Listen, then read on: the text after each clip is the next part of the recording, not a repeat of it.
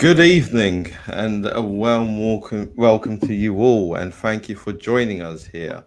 I'm joined today by Conrad, who's going to be presenting alongside myself, and my name is Lawrence. That's very important. I introduce who I am and what I'm doing.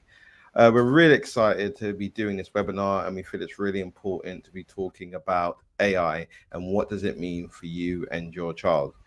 So, just as we go into that, I'd like to introduce both ourselves. So I'm just going to take this off Yeah. screen and put this in focus mode there. So, as mentioned before, my name is Lawrence Tajani, and I am the founder of Happy Tales Education, which is an edtech company, and we work with schools, basically helping teachers use technology better in the classroom. And we're soon to be expanding into helping parents and businesses to use technology more efficiently in their everyday practice. And I'm going to hand over to Conrad to introduce himself. Hello, Conrad. I've been working in education now for over 25 years. I'm head of business, learning and technologies at City of Wolverhampton College. And today, welcome. It's my pleasure to be here today and also to welcome you. Tonight, we'll be cutting through the noises around AI. If you ever felt unsure about AI affects your child world, definitely. You're not alone. Everybody gets affected, basically. Our session here today is to empower you, not just with tech jargons, but with practical tools and guidance. Whether you're curious or cautious, you're in the right place for here today. Lawrence? Brilliant. Thank you, Conrad. So, as Conrad mentioned, and I'm just going to just give a warning to Conrad. You're blended into the background with your background there, Conrad. So I might let you go off screen and I'm adjust taking that. off, yeah. Yeah. But let me just get up what's going on today. So, here's what we're going to be covering today is what is really AI and where are children going to encounter AI and staying safe and more importantly in control of AI.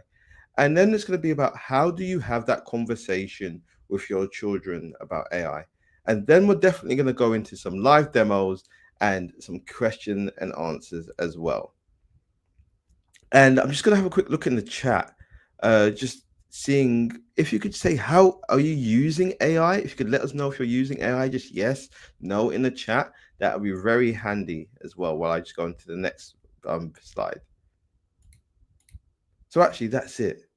So as we mentioned, this session is about being jargon free. Okay. It's about how we can get you to confidently use AI as well. So as mentioned in the chat, if you're using AI, just a yes or a no, and how confident you feel about using it. That would be very handy. Yes. So we've got some people are using AI already. Thank you for that. Yeah, please feel free. The chat's located on the right hand side if you're on a desktop. If you're not, it's down to the bottom. So, no, you're not using AI. That is completely fine. You are in the right place. Yes, brilliant. Okay, so they're coming through. I'll keep an eye on those in a moment. No, completely free. Completely great. Because this is what this session is about. Whether you're using AI or not, we're hoping you'll pick up something.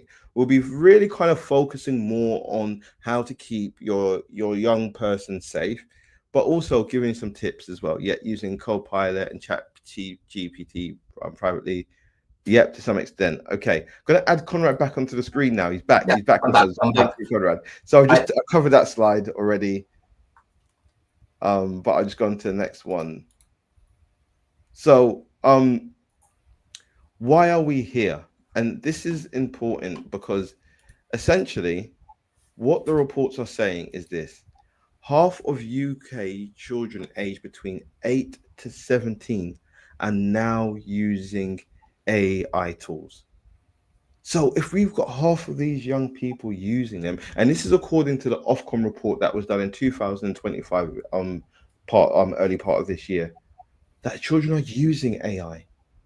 So it's really important for us to have that conversation and as parents to be able to know actually what are the powers of AI and also what are the limitations and dangers of it. And I'm actually going to put a question out there. What do you think is the age you have to be to use AI? So, what age do you think you have to be to use AI? If you could just put that in the chat as well, that'd be Mm. very handy for me to know. And I'll give you a hint, it recently got reduced in the last month or so. Yes. Okay, there we go. 18. 18. 18. 18. Yep, that Yes. was originally it, but it's That actually was lower. 16. Oh, we're gonna go a Yeah. little bit lower, lower. Oh, Okay, five. Oh, I five. like that. Yeah. No age limit. Okay, so Eventually. thank you for that. So officially, on most platforms, it is actually 13. So your chat GPT and let's say Gemini, and obviously there's other ones, Copilot, it is at the age of 13. So just something there to be clear on. And most of them say even if they are using it at the age of 13, that is with parental consent. Okay. That's So it's correct. really important that you are engaging and having this conversation with them Mm. as well. Okay. The Yes, we're biggest, going to the be biggest talking about that. Students are use. using to write assignments and not using their own Yes. think anymore. Yes, definitely. We're going to address that about the balance of it as well. Yeah. Conrad, over to you. I just want to go back to that stats a bit, Lawrence, and just to say in the 2004 report, they have actually said that in 2005 it's dramatically increased in the number of students using AI now in this case. So that just goes to show what's happening there. So yeah, let's move on then. So obviously, what is AI? Let's dive in a bit. Obviously, you hear it everywhere. Everywhere you go nowadays, it's all about AI. The headline news is all about AI. But what does it mean? Let's forget the scary robots at the moment and the complicated jargon for a moment. The simplest way to think about AI is as a super smart assistant. A super smart assistant. This assistant can do three things. It can learn from vast amount of information. So vast amount of information. As you give it information, it's learning basically. It can understand your question and requests, which we call prompts. We prompt it and it understands and give us requests. And lastly, it can create brand new things like an email, idea for a birthday party, or a summary for a long article in this case, and even recommend what your child watches or listens to nowadays. It isn't magic, it's maths and models in this case. And like any other tool, how we use it make the difference in this case. And that's the main thing about AI. It learns what we do. And at this stage, I do want to say to everyone, please be mindful because it's learning from us. When you do use things like ChatGPT, just be mindful of what you're putting into ChatGPT because it's learning all that information from us there in this case. So that's a breakdown of what it is. Now let's make a little bit more clearer for you if we move on. So if you think about this basically, so even to make it more simple, we got artificial intelligence is machine exhibiting human-like intelligence. That's what it is. It's exhibiting our intelligence. While machine learning is how AI learns. So it learns from us as we go along basically. Now, you can think of machine learning as a subset of artificial intelligence. It learns and then the machine learns and then mimic us as human basically. So that's what it is. So keep this in mind as you start interacting with technology. It's learning from you and then mimicking stage and learning pattern as we go along. That's in a jargon state of what AI is breaking down to a simplest term. Artificial intelligence, machine language basically. Now, with anything, I'll move on down to some limitation and AI chatbots. Do you want to take this one, Lawrence? Yeah, sure. I'll take this one, no problem. Okay, so as Conrad has mentioned, is you've got the machine learning and it is learning from our behaviors and what we essentially put into there. But it wouldn't be responsible of me not to talk about the limitations of AI bots. So the first one that I really want to talk about is the bias and fairness in chatbots. AI systems reflect biases in their training data. So when we think about this, it's chatbot models that are trained on vast published data sets. So the data that's being put out there. But this data that we put out there reflects societal biases. And this can be around race, gender, culture, and more. And when we think about this, biased AI systems could lead to unequal experiences, such as users getting different types of recommendations or responses. Like any new technology development, AI needs to be evaluated for its potential biases. And that's why it's very important. Anything that you do put into any chatbot is that you make sure you are checking it as well. And that's what I like to call the human in the loop. It's exhibiting human behavior, it is not a human being. So it's very important from you as the user to make sure you are checking this. Another one is common ways that chatbots generate misinformation. Sometimes what will happen is it will invent facts. Chatbots may even invent statements, statistics, or details that didn't actually happen. So sometimes I'm doing something on there and it will say it's so profound, like it is so right. And I'm like, no, no, but I know that isn't right. So it can do that. It can also have logical fault. The reasoning of chatbots used to generate responses can be flawed. This may make unsupported leaps between the premise or fail to consider evidence that contradicts that. And another one is fake citations as well. Like this is where it's really important and what we need to teach our young people is to interrogate the information. Because sometimes what an AI system might do is even make up citations. And it's happened to me before. It said it got it from this link. You go and click on the link, and it does not exist. So that's why it's very important to double check your results. Do not just take it as this is the gospel from ChatGPT. Please double check it as well. And the last one is hallucinations. So what do I mean about hallucinations? It's basically just going there and making up facts or stories. Okay, and also the image generations, creating bizarre or impossible scenes. It might have a desk on the moon, with internet connection. We're not quite there yet, but it might just hallucinate that as well because it's also trying to be creative. Okay. So it's very, very important. And I say this, double check the information. You are the human in the loop as well. Okay. So I've talked about limitations, but what I quickly want to touch on is some of the items that are out there or the different chatbots that you can access. There are more than these, but I would say maybe these are the main four that you could use. So you've obviously got ChatGPT, which is a text generation and can also create images as well.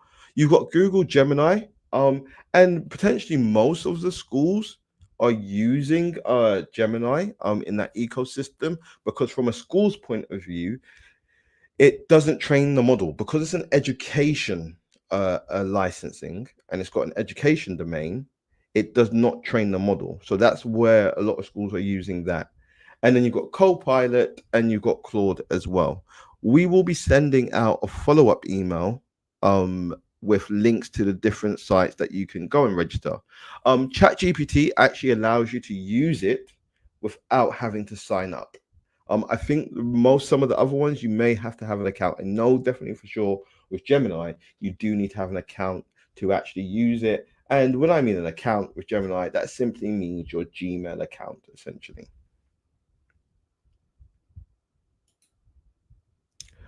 Okay, so we've talked about the overview, we've talked about the limitations, and we've talked about what is actually AI.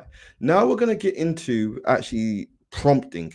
How do I get the most out of a chatbot? So I think it's really important we start with this. Is here is how most people will write a prompt. They will say, create a family plan for a working parent with two children aged 7 to 13. That's what they will put in. Now, this is okay, but it really isn't a detailed prompt. What we talked about the limitations earlier. this is what could happen with this type of prompt. Because we haven't given it details, it can start hallucinating. It can say, okay, I don't really know your working patterns. I don't really know where you commute to in terms of how long is the drive. So this is a very basic prompt. And there's a saying that the quality of the prompt that you input will ultimately dictate the quality that you will get back out. And I would even say it's as simple as this: garbage in, garbage out. So it really is important to take your time and give as much detail where possible without giving personal information away of prompting. So a prompt is just basically telling the chatbot what you want. So we're going to break this down and we're going to try and improve this now. So I have these 4 steps of when you're creating a prompt. The first one is persona. What should the model represent to provide the best output? So here, I've said act as a family organizer and a parenting coach. Okay? So I've given that detail saying, I want you to act as this. You can even say, I want you to act as an expert planner there. And it starts to assume that role. The next bit, so that was persona, is task. What do you want the model to do? So here I'm being very clear. I am saying create a weekly family planner. Routine planner. That's what I want. So I want to create a weekly plan for my family. So I've done the persona, I've done the task. Now I need to give it the context. And what the context is, providing any relevant information that will help the chatbot do this task. Okay, so anything in terms of like background, like timings and stuff like that. So let's just have a look at this example. What I have done here is said, for a working parent with 2 children aged 7 to 13. But this is where the context comes in, balancing the school run. What I could put in there is that the commute is 30 minutes. I could put more detail in there. Then I've put after school clubs, screen times, dinner prep, and homework. These are the key things that I've got to fit into my timetable. I know us parents are very busy. And then I've given some more context that the parent works 9 a.m. to 3 p.m. Again, I could have said there, the parent starts work at 9 a.m., which is a 30-minute or 40-minute commute, or I have to drop them off at school. I could give them that context as well. And I said, wants more structure in the evening. So that's the context I have given it. Now, I am responsible in terms of how I want to output it to me. Is I now decide that I present this as a color-coded weekly timetable. I could have said in a table, but I said with time blocks and labels for family, personal, child-focused activities, including brief notes or tips per day. So do you see how we've now built on that prompt? So we've gone from a very simple prompt to going into a detailed prompt. And when we put it all together, it might look like a lot, but it will give you so much quality back instead of it just being, okay, this is it, a few lines, no output there. So just to be very clear and just to recap on this before I hand over to Conrad to do the demo, and I'll just give that a hint for Conrad to start getting his screening ready to share, is you have persona, task, context, and format. Yeah, 4 fingers there. I was counting that out right. So if anything, these are really powerful prompts, and we will send these prompts to you, the formatting for you to be able to use. So Conrad, please take it away for a demo for us and talk to us about where they can enter the prompts as well. I'm just going to add you to stage. There we go. Thank you very much. So, all right, enough of this talking, basically. Let's see this in action. And I'm going to share my screen and open up AI. Now, what you've got here is I'm currently in ChatGPT, which some of you have clearly indicated that you're using already. I'm just going to explain it quickly. When you do enter ChatGPT, you can use it without signing up, but when you do sign up, it does give you a little bit bit more flexibility in what you can create in this case. Please note that when you do get there, you do have the option at the very top where you can choose different models. I'm using GPT 4.0. And in the middle of the screen, which is very clean and crisp, it's just asking you, what do you want? So you can see, ready when you are. So it's asking you to tell me what you want. Ask anything as it clearly indicated there. Now, at the bottom here, you got a few things. For accessibility, you can use device mode, which is basically dictating to it. And also you can add files, etc. to it. Now, for this example, the example that Lawrence just gave, I'm going to paste that in. So act as a family organizer, which is what Lawrence just gave you with those 4: persona, tasks, context, and format, which is what exactly I've got here. So as you can see, once you've typed or dictate whatever you want in the chat panel there, you can then go. Please note that ChatGPT Gemini, it's roughly the same in terms of what you can give it. The space is the same, and I'll flip to Gemini in a sec just to show you. And Lawrence will also demonstrate a bit of Gemini. Now, obviously, what the artificial intelligence is currently doing, it's analyzing what we've indicated basically.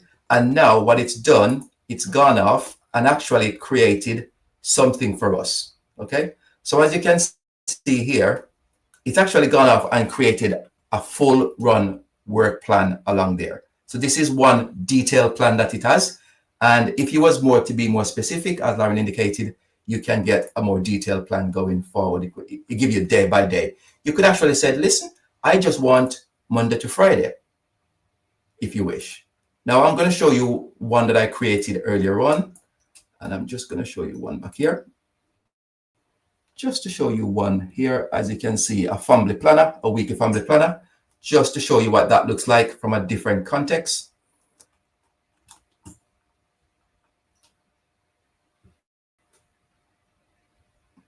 Now, what ChatGPT does for you, as you actually create it, it gives you on the left-hand side all your previous prompts. And that's one of the things that it does for you. And you can copy and paste directly into where you want it to go in this case. Now, if you do want to change over your prompts, you can see at the very top, you can go to new chat and demonstrate another thing there. So what I'm going to do, I'm going to demonstrate a few more examples just to show you. Now, let's just say I've got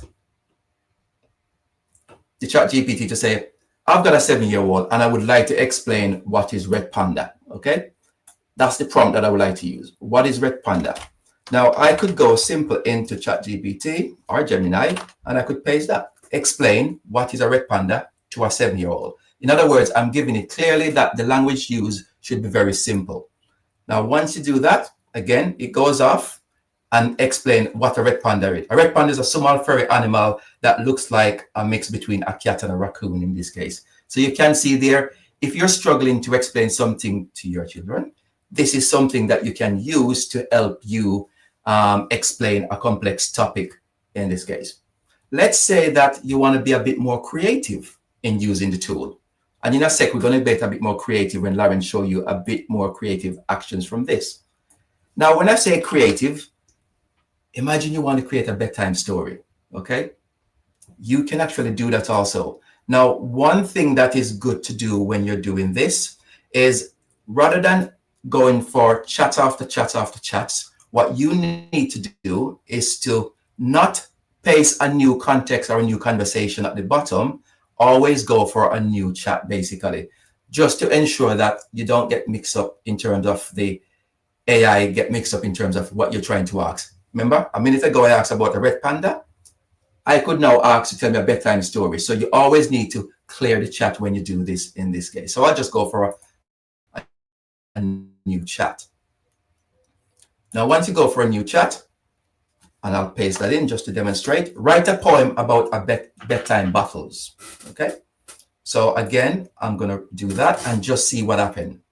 Now, as you can see there, here we go. Now I said, write a poem about a bedtime battles. You can see there, the clock strike 8, the shoulders grow, but still your little eyes won't close. The stars are out, the moon is high, yet you're still bouncing, asking why. So you can see it becomes a bit more creative in terms of what it can do. You could say, give me a long poem, give me a short bedtime story. You can be as explicit as you want. As Lauren mentioned earlier on, give it the context as to what you want in this case. I'm just going to demonstrate one more example. And another example that I'm going to demonstrate is, let's say you get home from work and you're thinking, oh gosh, I need to prepare something quick. My child probably like pasta and beans. What can I create in pasta and beans? So as you can see here, again, if I want to do something, I'll go back into a new chat and I will start a new chat and I would say what I would want. So give me 3 dinner ideas with only pasta and beans. And yes, you can ask it to do anything you would like it to do in terms of giving it the ingredients you've got in your fridge, and then press go and it will do that. Now, one of the fantastic thing also is that you can actually download Gemini app, and you can actually speak to Gemini app and actually take a picture of what's in your fridge, and it will actually tell you what you can cook with it, what's in the fridge. But here we go. You've got the different ingredients. You've got chicken chickpeas there. You've got spicy black beans, spaghetti. All of that you probably would be thinking about scrolling the internet. What can I do with pasta and beans? And at the fingertip, using Chat GPT and any other AI tools, you can get these quick recipes at your fingertip in this case. Now, I'm going to pause there and I'm going to go back into more demo along there. Lawrence, if we could flip over back to the screen, please. Yep, thank you for that, Conrad. We're gonna go back into demo, and Conrad will jump in and start replying to some of the questions there while I just go into the next section here. So I'll just take Conrad off screen here, there. So that was a quick demo, and I'll be doing a demo in Gemini in a moment. But where I wanted to go back to is a bit of theory, broken up a bit, is okay, where are your children likely to encounter AI? So already it's working in the background. I like to use the example of YouTube, on YouTube Kids. If you think about it, like my son is very into Tractor Ted and Miss Rachel at the moment. So when he goes on to, or when I put it on for him, it starts to source the different programs that he might like. So it's basic on AI. There's AI in the background coming up with suggestions. It's the same thing if you think about it on Netflix. You know, you get to an end of a series and it goes, I know you will like this, because it's got AI working in the background. It's also in Spotify, if you think about it, where you might be playing a certain song and it goes, do you want to go to a radio? And it will start putting these songs together that sound similar or from similar artists in those genres as well. But there's other places as well. TikTok, if your child is on TikTok, it would be there as well. Snapchat, Duolingo, it's been using it for a very long time as well. And obviously Google search and Alexa. So it's there in the background. It's really now coming to the surface of how AI is being used. And I just want to go into a bit more detail on this. So I want to spotlight Snapchat, as this is a really important thing to highlight. A lot of young people are using Snapchat. Okay, I'm not going to go into the ins and outs of it there, but what I think is very important is that they have a AI friend. Essentially, it acts like a friend. So it's very important to remind children that if they are using Snapchat, if they are and you permit them to, is that the bot they are talking to is not a human being. Okay, it doesn't have feelings, and that it can get things wrong. So it shouldn't be treated as a source of truth or used for comfort. And it's really important we have that conversation. So I talk a lot about conversations, and this is where Conrad's going to come in and talk about how we can open that conversation about AI with your child. So over to you, Conrad. Yeah, thank you. Thank you very much. Now, conversation is one of the biggest things, basically, because obviously our childs nowadays, they're using tools, and we need to help them understand these tools, basically. Conversation is the most powerful tool they can do. Be cautious when with them, be curious with them, and cautious also. Ask them, what did you ask it? Did it feel helpful or weird? Because obviously they're using this tool, and these tools are actually simulating human behavior back to them and telling them. So you need to cautiously say, what did you ask it? Was it weird? Was it helpful? These chat help children to understand AI and the tool. And remember, please ensure that when you do talk to them, that AI is not a friend nor a threat. It's just something to explore together with your support. And that's the main thing to talk about, basically. With your support and having those dialogue, they can get to understand that this is just a tool. It's not a friend. It's a tool that they're using along the way there. So if we move on, basically, to the next one, why saying I did it myself? So we're going to move to the next slide. So think about this. This one really matters, basically. Many AI tools like ChatGPT, Gemini can generate essays, stories, and answers. Now, the thing about this is that if your child submit work at school or college and then says that it's their own, the thing about it, it's classed as plagiarism or malpractice. And it could mean that they're unable to carry on with the course they are doing, or they could be had for malpractice in terms of the coursework that they're doing.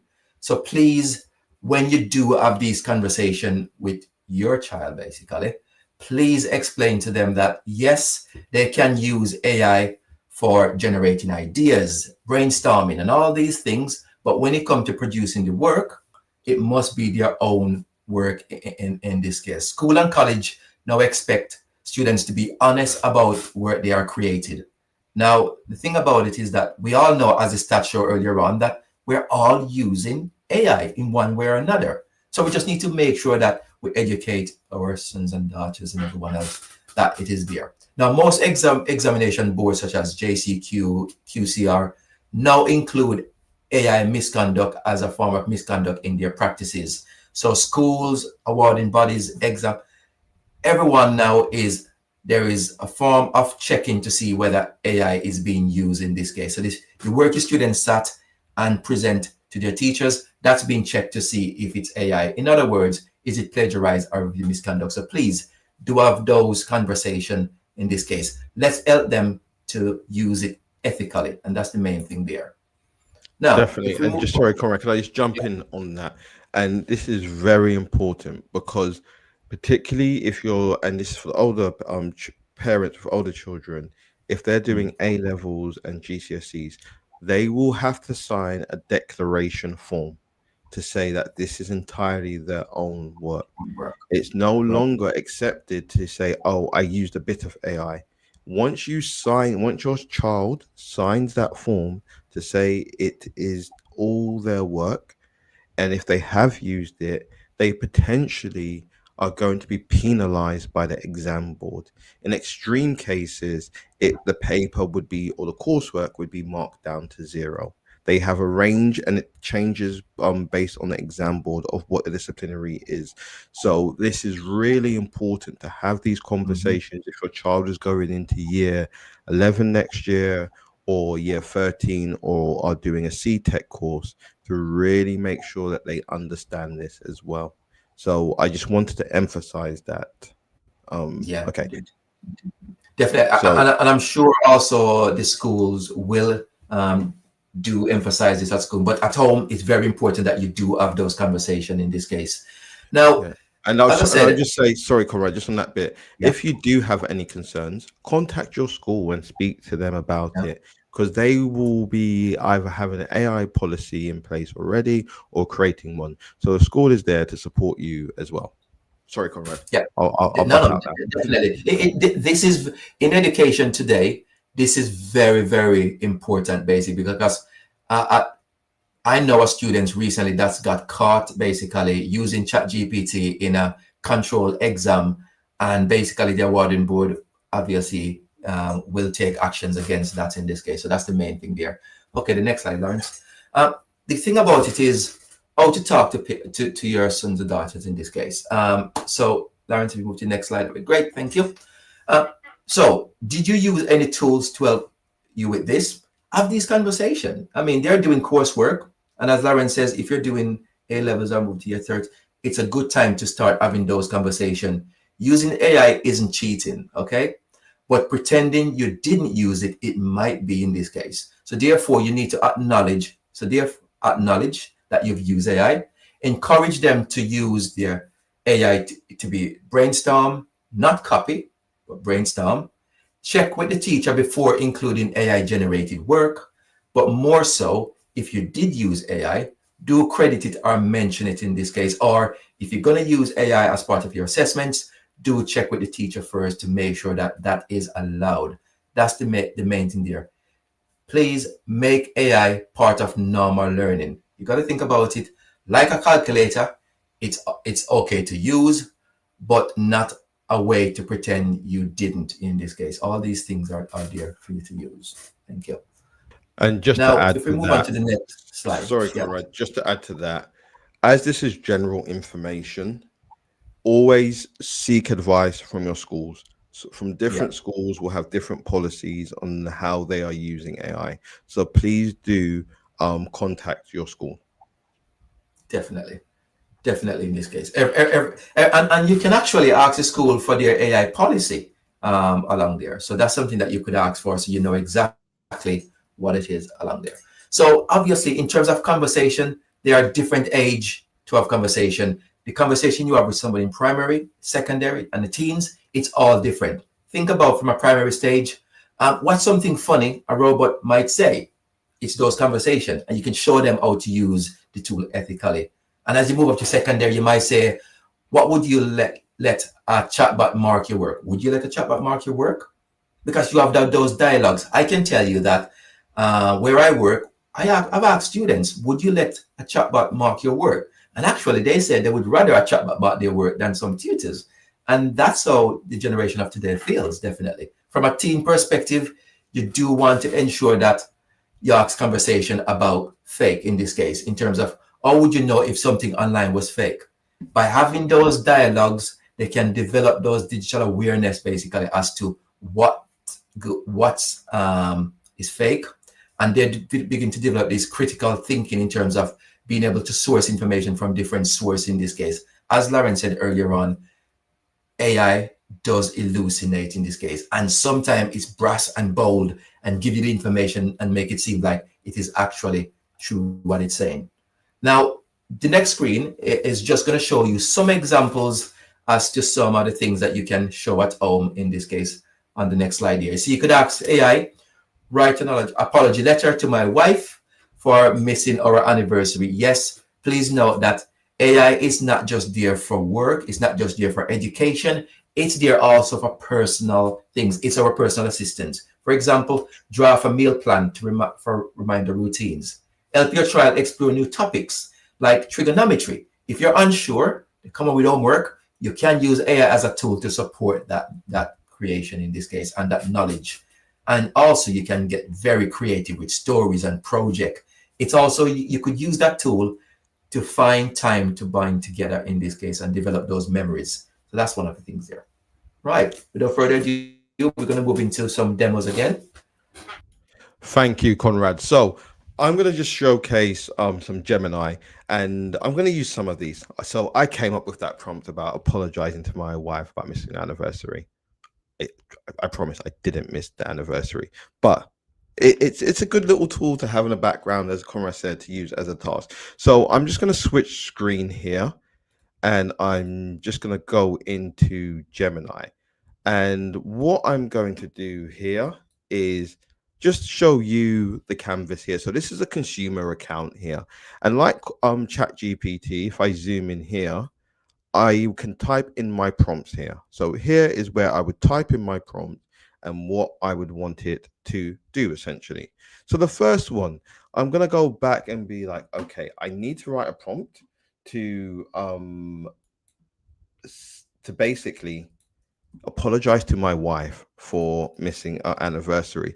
And I've come up with this prompt here. And I want to show you a few things because I mentioned about that you don't want to put too many personal details in here because obviously it's training the model. Okay. So what I've done with this one is act as a thoughtful and creative relationship advisor. And I've given it that's the persona. And then now I'm saying is I completely forgot my wedding anniversary and need help brainstorming ideas to sincerely apologize and make it up to my wife. So I could put my wife's name in there, but I'm not going to do it for here. For context, she is understandably upset and need ideas that are meaningful more than flowers. She enjoys, so I can say what she enjoys as well. Do you see the detail that I'm going into here as well? And then I can just obviously hit return. And this will be a bit slow. So I'm just going to hit return here and it will then come up with it. And one of the things that Gemini does, I'm just going to click into here while it's doing this, is it can show you the thinking. So it can show you the logical steps that it is going through. So it's saying, I'm currently focused on the initial prompt, aim to generate an apology ideas for forgotten anniversary. I've moved into categorizing the apology ideas. Now I'm crafting the apology strategy. So if you really wanted to double check what it was doing and its method of thinking, you could go in and click up here where it says show thinking is what I would simply do. And then it's come here. Of course, forgetting a wedding anniversary is significant oversight, and it's completely understandable that your wife is upset. So it's telling me, yeah, she's upset. Here's what to do. And I love this because it's done it in an action plan for me. So immediate actions within 24 hours to 48 hours is to do this, is apologize, a handwritten letter, take everything off her plate for the next few days, create a quiet night in kit, base it on a theme that she loves. So I think that's pretty great in terms of what it's going to do. But again, just for context, because my wife might be watching this, I have never forgotten an anniversary and I would never go to Gemini to find an idea on how to apologize. But that's just an idea there, okay? And it's even wishing me good luck. So, as Conrad mentioned, if I wanted to carry on with this, I could ask a follow up question. I could say, hey, you got this wrong. And I would just type it in there. That's all I would simply do. I'm going to go for another prompt here now. And this time I'm going to go for I'm going to go actually for a GCSE tutor. Okay. On this one. And to do this, I'm going to start a new chat. So I'm just going to click on new chat here. And obviously this is start up a new chat because I don't want it to be in the same bit.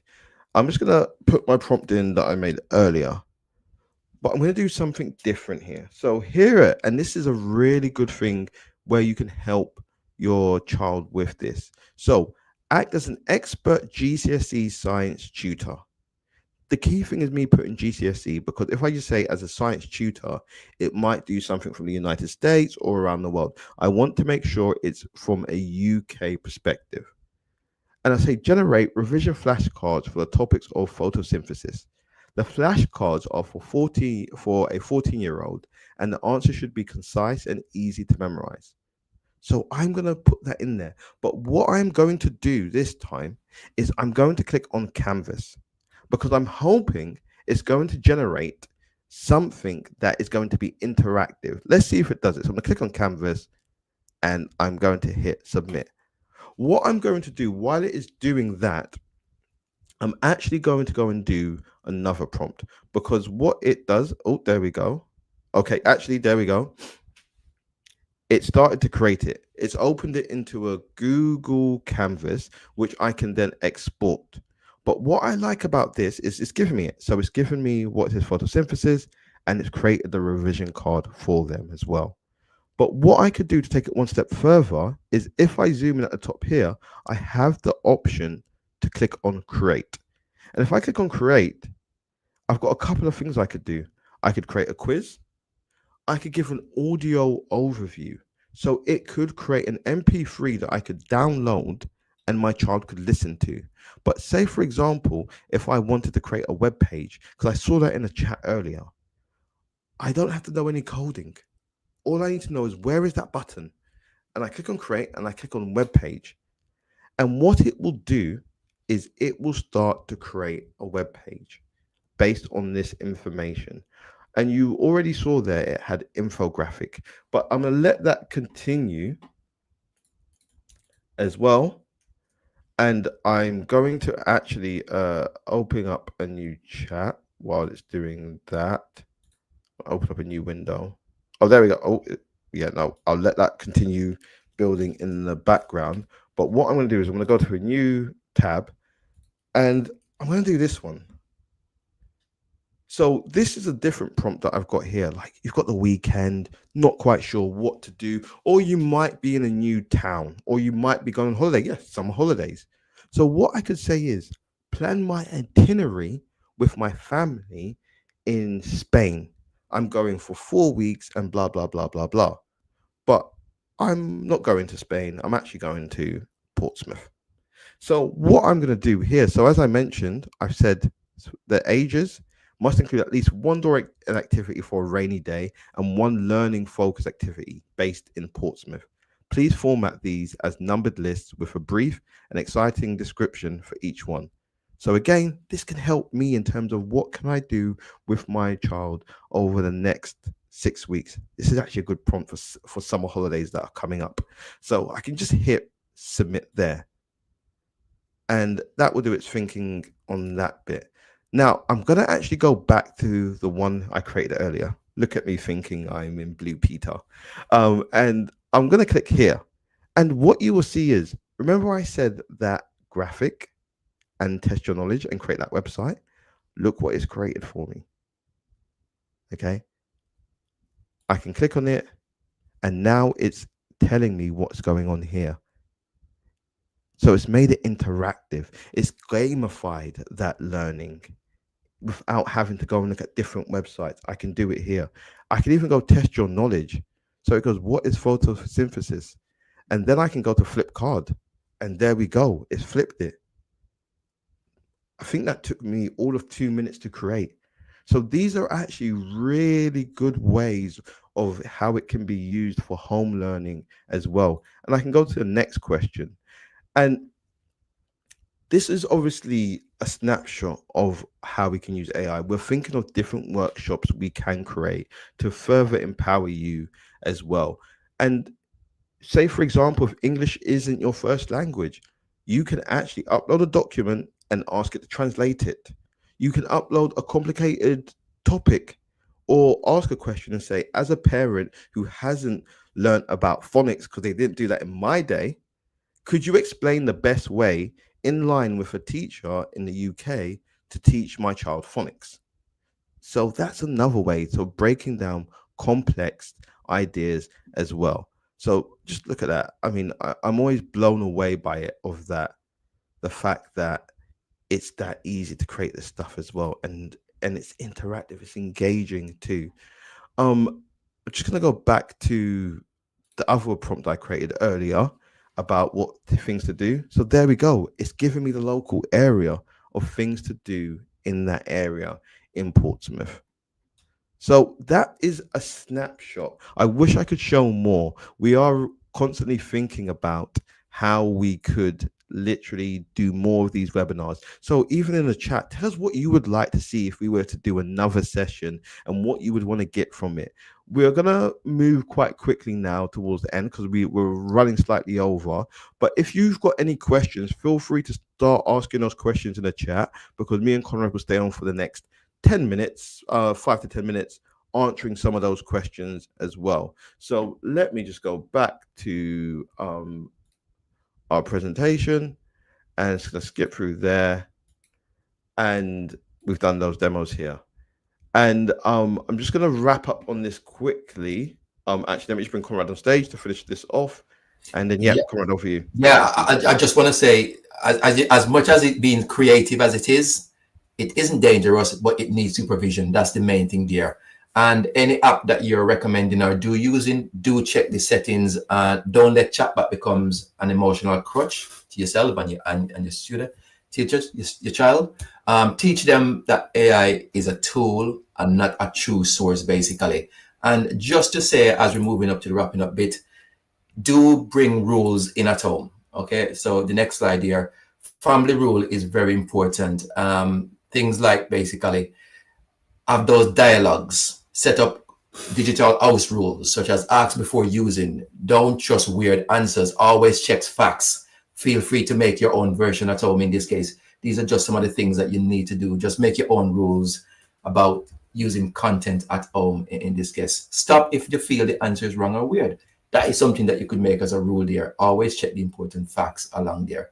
And just to wrap up on that, I do like to say also, I'm going to put in the chat panel Google Family link as a way as to help you in terms of your security there. So I'll post that in the chat there for everyone. In terms of moving forward, just to say parental control helps. You don't need a tech expert. Use Family Link, use screen time, use app filters. There was a question earlier on at the start that talks about having my tablet. How can I restrict my child basically to see? Those tools do come with some controls where you can actually restrict basically. So do have a look into the settings and see what you can do there for that. Or there's third-party option to do that. Please note that these tools give you a dialogue that you can actually discuss with your child at the end of the day. So please consider all of those. And finally, we're just moving to the final slide here. The best. Thank you. Is the airline. Sorry, sorry. The best protection is not fear, it's conversation. That's what I would like to say. It's conversation. Definitely. And that is the key thing there. The best protection is not fear, it's having that conversation. And is as you're doing now, is be present, be curious, and explore. But equally, what I am saying here in this webinar here, if you do not want your child to use AI, that is your prerogative too. That is completely fine. And remember, you have the power to say that. I was like, you are not going to be using AI until you are this age. That is completely here. What we're showing you today is just the possibilities of how AI can be used. Number one is having that conversation. But number two is, how could you potentially use it in your everyday life as well? I'm hoping you've seen some examples here of how you could potentially use it. And just to answer some of the questions, which we'll do in a moment, is just make sure you have a play around with it. You can't get it wrong. You won't break the system. That's the main thing there. And you don't need to know everything. It's just being willing to have a try. And like, we're here to support you. The schools are here to support you as well. And feel free to reach out to them. Just before you go, really important for us. This was a free session, and we want to be able to try and create more free training to empower different communities on how they can potentially use it. Like someone said, for job searching, could we do a session on using AI for job searching? We would love to get feedback. So if you could paste the link in there, Conrad, that would be very helpful for them to be able to go and access that. If you could take a few moments to please give us feedback on how we can improve and actually what matters to you. You know, it takes no longer than 2 minutes, and we really hope you have found this useful, and it's demystified AI, and you're feeling a bit more confident to go and have a play around with it as well. I want to say a big thank you to all of you. So Conrad's just putting a link in the chat for you. And we will be doing a follow-up email, and you'll get that in the next couple of days with the recording, so you can go and watch it in your own time as well. And we will be giving you a little gift as well, which is just some prompts for you to be able to use on the different platforms as well. So have a great evening, and we're around if you have any questions. If you do have any questions, feel free to put that in the chat as well. Please do also feedback to your schools as well about the session as well. So let's just put the link. Just before you go, Lawrence, I'm having issues posting that link, so I put it in the private chat so you can copy and paste it in for me, please. That'd be great. Yep, sure. So here is the link if you haven't had a chance to access it. So here we go. There we go. So you should be able to click on that link there. But equally, we will send it out to you. And please do let us know if you've got any questions. Actually, Rob's got a question there. So let's put that up there, that question there. Yes, I know it creates websites. it then can use this to support inaccurate and false data. Yes, Rob, anything that is out there, it can create false data, but that's why it's very important that what schools are doing is making sure that students are fact checking as well and That's going correct. through that. So it's really critical. And I mentioned this earlier about the human in the loop of like, we can't just say, like, as Conrad mentioned, if had a new assistant that came on board at my workplace, I wouldn't just expect them to get it all right. There would be some training in there and also Mhm. checking their work as well. I think the Does that main answer your thing is question, Rob? any tool that you do use, please, human in the loop is checking it to make sure it's accurate. Any tool that's produced there, and the main thing is that AI can do a lot of things, such as being creative. If you would like us to facilitate more session that focus on certain things, please do tell us in the feedback or just drop it in the chat. Basically, that would be great, if you could do I that. I definitely also want to tackle this question and mention it. Yes, it is bad for it is a huge resource, and I think a lot of the companies are now being held more account to it. I know for Google they have a pledge of like the clean energy they're trying to produce as well. But yes, Rob, thank you for flagging all of this as well. Thank you for that.